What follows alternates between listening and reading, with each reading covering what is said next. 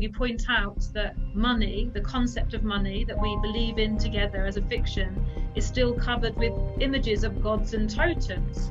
And then you actually show it, and I realized I've never looked at money and realized all of this symbology to convince me, to remind me, this means something. We all agree, yes?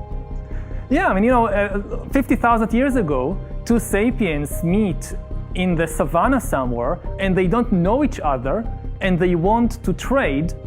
Trade, even though it's very practical, it's still based on trust. If you don't have trust in strangers, you can't cooperate with them, you can't trade with them. Now, how do you build trust between these two strangers?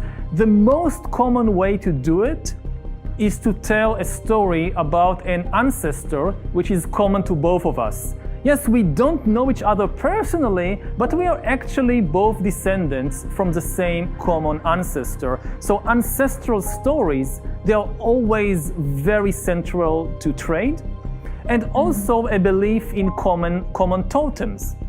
Now you go to modern money and it's exactly the same. I mean, if you look at the dollar, it's all the ancestors. It's George Washington and Lincoln and Hamilton and Jefferson. The ancestors are on these pieces of paper. And also the totems, the symbols. And even the totems are quite similar. In most countries, it's still an animal. An eagle or a bear or something. You know, despite the immense distance from the Stone Age savannah until today, some things have changed very, very little.